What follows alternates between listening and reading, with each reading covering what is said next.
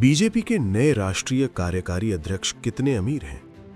अब तक कमाई कितनी दौलत? बीजेपी कैसे दी ये बड़ी जिम्मेदारी? भारतीय जनता पार्टी ने 14 दिसंबर 2025 को एक ऐसा फैसला लिया जिसने न सिर्फ बिहार बल्कि पूरे देश की सियासत को चौंका दिया है।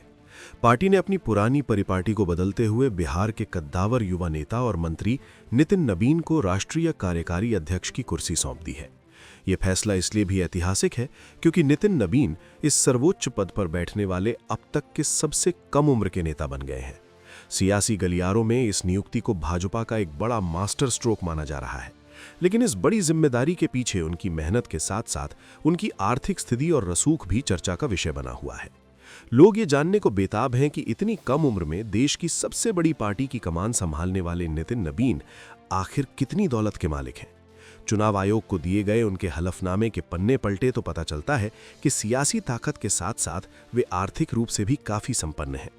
नितिन नबीन करीब 3.1 करोड़ रुपए की चल और अचल संपत्ति के मालिक हैं, जो उनकी मजबूत वित्तीय स्थिति को बयां करती है।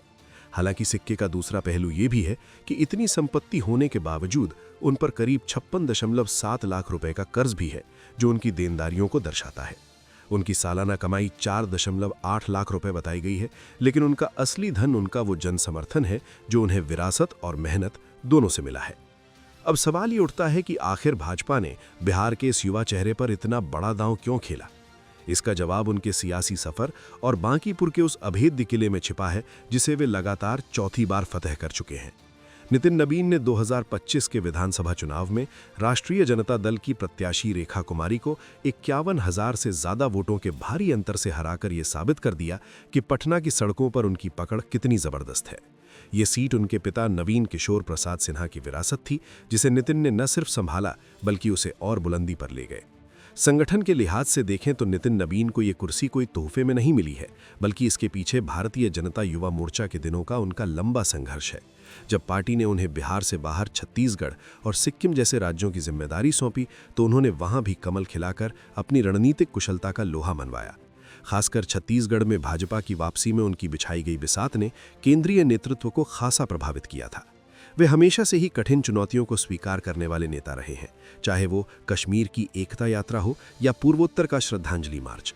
प्रधानमंत्री नरेंद्र मोदी और अमित शाह की पारखी नज़र ने इस युवा तुर्क के भीतर छिपी आग को पहचान लिया और उन्हें राष्ट्रीय कार्यकारी अध्यक्ष बनाकर भविष्य की राजनीति का एक बड़ा संकेत दे दिया है। नितिन नबीन की नियुक्ति ये बताती है कि भाजपा अब पूरी तरह से युवा नेतृत्व और आक्रामक राजनीति के नए दौर में प्रवेश कर चुकी है, जहां विरासत के साथ साथ परफॉर्मेंस ही तरक्की का पैमाना है।